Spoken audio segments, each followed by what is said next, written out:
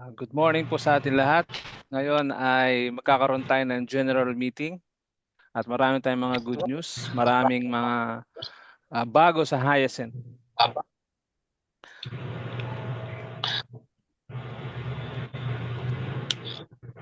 Nakikita nyo ba yung ano? Wait. Hello.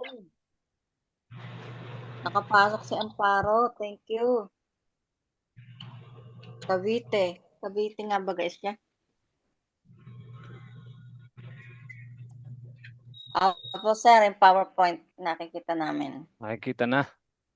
Apo. Good.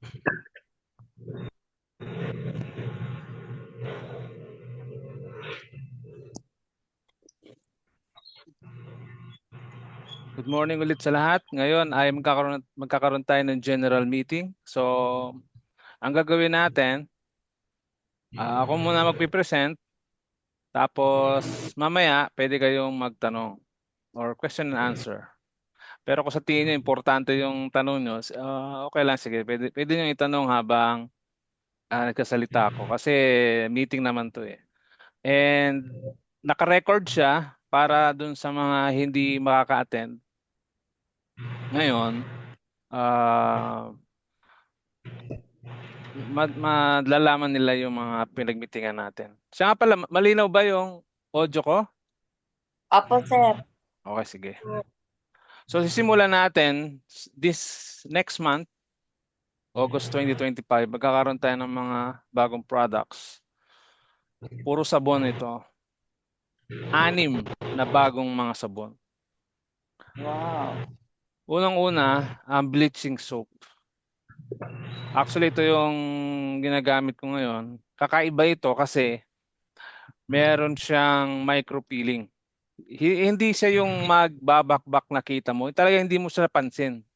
At minsan, pagkapaligo mo pa lang, nagpapalit na yung balat mo. Pag in-scrub mo siya, pag hinilod mo siya, talagang bagong balat mo na yung lalabas. Ganun siya eh. So maganda siya, bleaching soap. Okay? Pangalawa, perfume soap. Ito naman ay sobrang bangong sabon. At ang ano nito ay mataas ang kanyang moisturizing soap siya, saka sobrang bango. Parang pag itong ginamit mo, para kang naligo ng pabango. Ha? Ganun siya. At yung ating mga products, in-improve natin, lahat yan organic na. Ha? Organic soap na siya ngayon. At ito pa, ang niacinamide plus tawas. Ito kasi yung trending ngayon na sabon. So, magkakaroon na rin tayo. Ha? Ano? Then, magkakaroon tayo ng sulfur soap.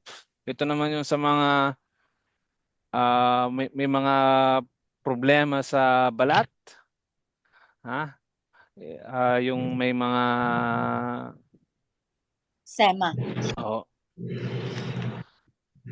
yung may mga sakit sa yung mga alipungan, yung mga an-an. So ito 'yon, ha? Then ito, meron din tayong Kojic soap. Ito naman sa mga kabataan, ha? Ito yung para sa kanila. Kasi yung iba gusto talaga to eh. At concentrated to, ha? Talagang matindi ito, itong ating Kojic. And last but not the least, Madre de Cacao. Ito naman yung ito yung eczema na sinasabi mo, Arlene. So sa mga redness, sa itchiness, skin irritation, this is ano din to ha? Organic. So Pwede yun sa maganda ito. pets. Hindi, pantao lang to ha. Iba yung iba yung sa aso. Pero try mo lang din. Pero pang tao siya eh. Hindi siya pang hayop. Okay? Madre de Cacao. Ang equivalent kasi nito, itong Madre de Cacao, para siyang safeguard, antibacterial talaga siya. Alam mo yon yung yung pang-araw-araw mo. Pero ito in the form of ano siya, organic, 'di ba? Safeguard puro chemical 'yan. Ito pure all natural pero antibacterial. Talagang yung para hindi ka magkaroon ng body odor, something like that. Okay? So ganyan siya. Ngayon, ito naman yung next sa bago sa Hyacinth. Siyempre, we are looking for the future. At dito sa Pilipinas, very few lang ang mga company na merong cryptocurrency. At kaya be proud kasi ang Hyacinth ay nasa pioneering stage. Pinasok na agad natin ang crypto. At ang maganda dito, in the future, ito na yung magiging ano natin, ah currency. Sino dito yung may idea about cryptocurrency? Sir Elmer. Si Elmer lang ba? May idea ka ba, Elmer, about crypto? Pi currency lang po, sir. Ano? Pi currency. Pi currency. Okay, di ba? Oh. Oo. Mayroon din tayo. Haya ang pangalan niya. So, Hyacinth token. Para dun sa mga hindi nakakaalam about crypto, ang crypto kasi ay isa siyang currency. Para siyang dollars, para siyang peso. Pero ang pagkakaiba niya, wala siyang bansa. Kumbaga international siya, currency. So kahit sino pwedeng gumamit. And ito ay digital currency, ha? So walang physical na Hyacinth token. Digital siya. At ito ang maganda kasi narito na tayo sa digital era eh. Para magkaroon lang kayo ng idea, ha? Ang pinakasikat na cryptocurrency ngayon, yung tinatawag na Bitcoin. Alam nyo ba noong 2010, ang presyo ng Bitcoin ay 1 peso. Piso isa. Piso. 1 peso ang isang pirasong Bitcoin. Alam nyo ba kung magkano ang isang Bitcoin ngayon? Ito yung ngayong araw na to, ha?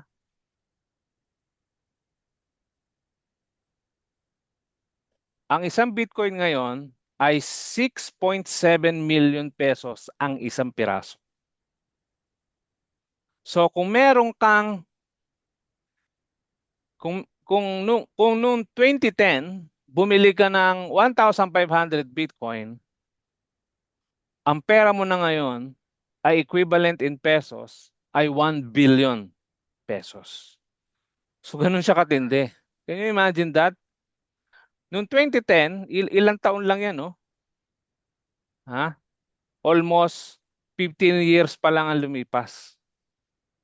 Yung 1,500 mo naging 1 billion pesos. Can you imagine that? So ganun siya katindi, mga kaibigan. Ngayon, itong Bitcoin, marami ng company sa mundo ang nag-accept. Ha? May mga airlines na rin, may mga bangko, yung Visa, lahat, ang dami. Actually, pati sa GCash nyo, kung titingnan nyo yung GCash nyo, meron diyan tinatawag na Gcrypto. Ito, hanapin yung logo na to sa GCash nyo, i-open nyo. Kasi ang GCash nyo, may cryptocurrency. Pwede kang bumili ng crypto dyan at pambayad mo. Okay? Ngayon in the future,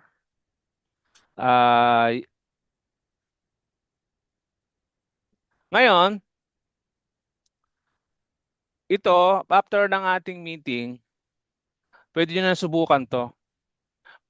Ito ang magiging GCash natin sa Hyacinth token. Ito yung parang wallet natin. Ang tawag dito ay Slash. I-download nyo ito. Kung sa ang cellphone nyo ay Android, pwede nyo i-download sa ano bang tawag kasi sa iPhone kasi ang tawag Apple Store. Sa ano ba sa Android anong tawag? Yung pwede kang mag-download ng mga apps. Play Google Store Play. po. Play Store o doon nyo lang i-download itong slash kung ang cellphone nyo ay Android slash ta-type nyo yan, ito yung symbol, i-download nyo. Okay? Kasi dito natin ipapasok ang Hyacinth token. Ito ay magiging GCash natin. Actually, using slash, by next week, kapag gawa na yung ating Hyacinth token, isesend ko sa inyo mga slash wallet. Meron kasing QR code dyan. Parang GCash lang din. Kung paano gamitin yung GCash, ganun din ito. In the form of crypto nga lang. Ha? So, lahat ng bibili ng Hyacinth package, makaka-receive ng 1,500 na Hyacinth token. Katulad ng ating promo ngayon, distributor package. Siya nga pala sa ating distributorship. Before kasi, 'di ba, meron tayong mga territory. Merong regional, merong provincial, merong city. Tinanggal na natin 'yun ngayon.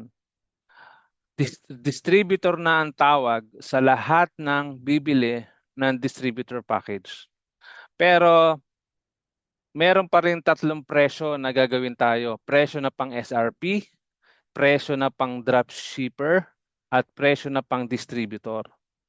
Anong pagkakaiba ng dropshipper sa distributor? Ang dropshipper, ito yung mga nasa GC na hindi distributor pero wala silang puhunan kasi na nilabas eh.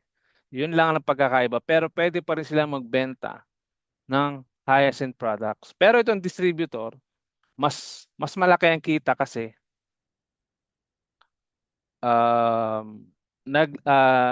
mas mababa nilang mabibili ang product. Halimbawa, ang sabon natin, pag ikaw ay distributor, 60 pesos mo siya mabili.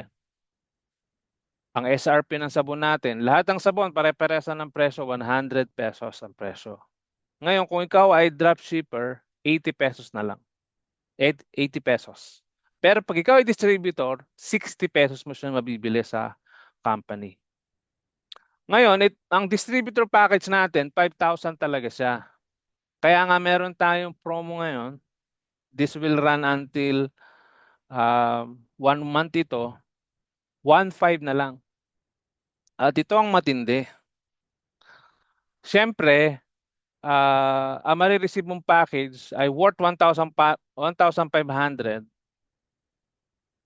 Naka-base yan sa SRP price. Siyempre, sa susunod na pagbili mo, makaka-receive ka na ng mga discount up to 50% discount sa mga products.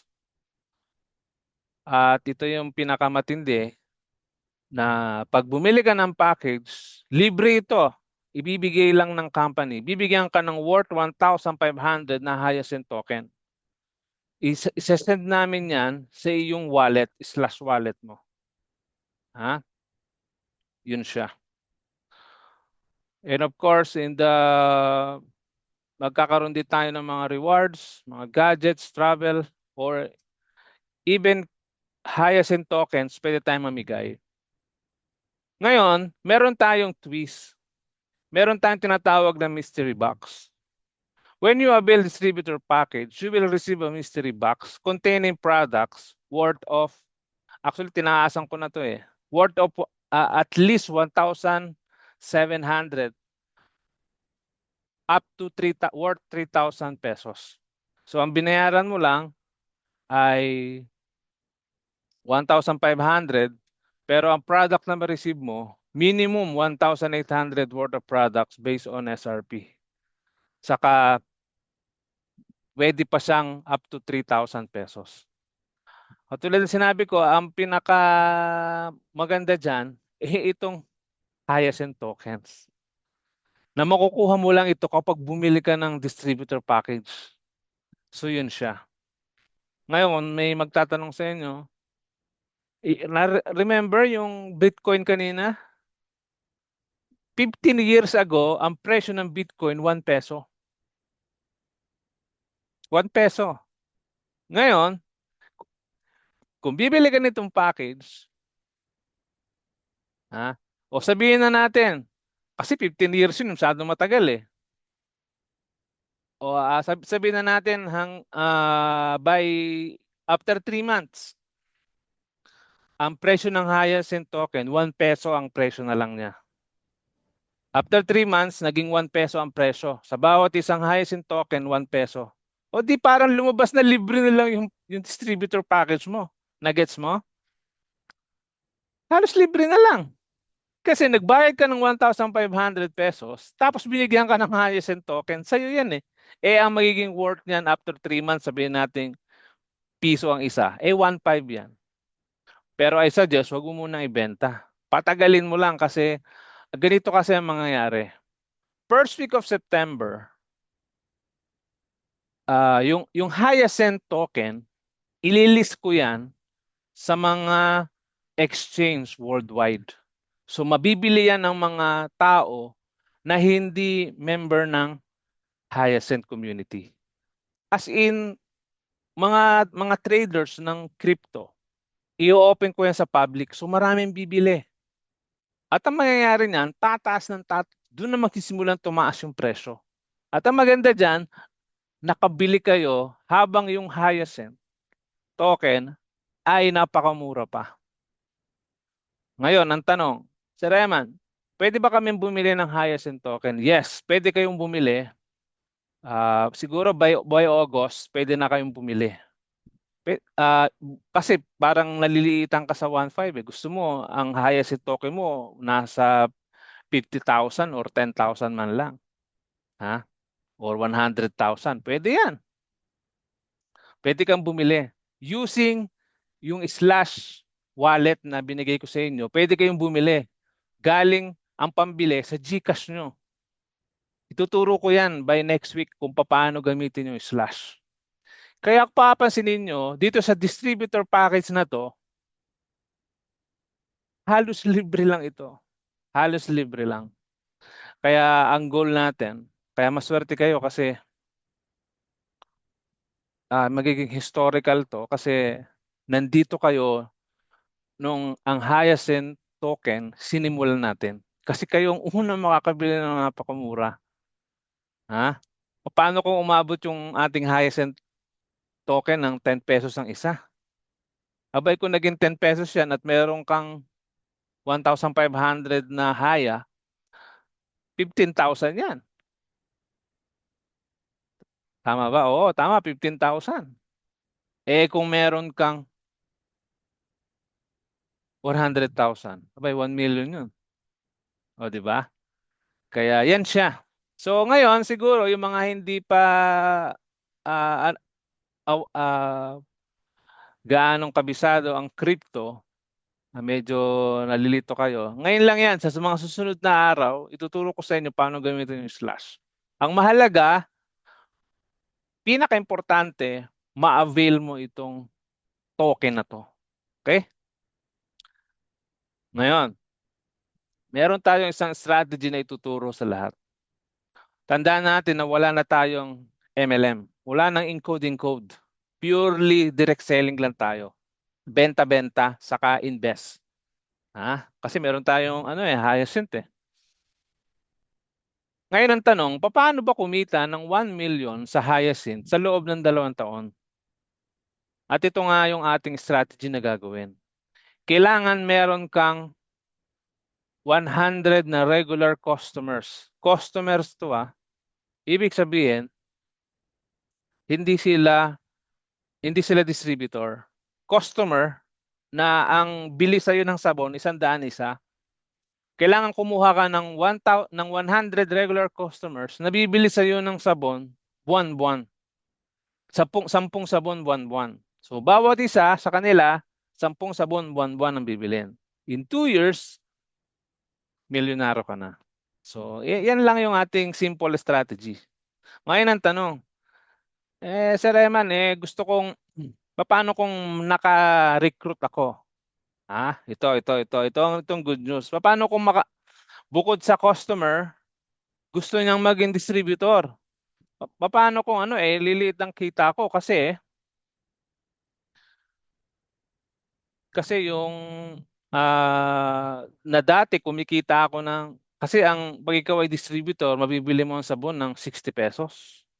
Itong mga regular customer na to, 100 pesos nila mabibili yung sabon eh. Paano sa Raymond kung gusto nilang maging distributor? Lilit ang kita ko niyan. Kasi parehas na kami ng rate. Actually, pag ikaw ay naka-refer, ito makinig. Pag ikaw ay naka-refer ng isang, distributor ka, naka-refer ka ng isa pang distributor,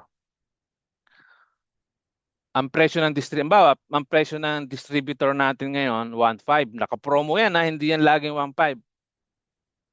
10% niyan, income mo. So, may 150 ka. Tapos, yung distributor na yon, makaka-receive siya ng 1,500 na Hyacinth token. Ito ang matindi. Ikaw na nag-repair, meron kang 10% commission, ikaw din makaka-receive ng 1,500 token. 1,500 Hyacinth token. So, dalawa kayo na makaka-receive. Okay ba yun? Wow! So, dalawa kayo. Amazing.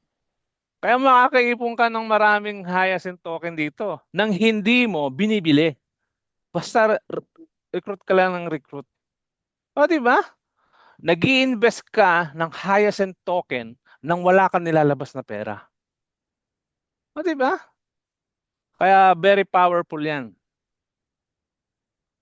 Okay. So, yun lang. Tapos na yung ating meeting. Di ba? Saglit lang. Ngayon, para dun sa mga wala dito, siyempre, kailangan mapanood nila ito. I-stop ko na yung recording.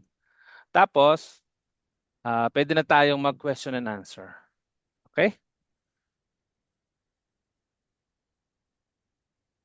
Ayan.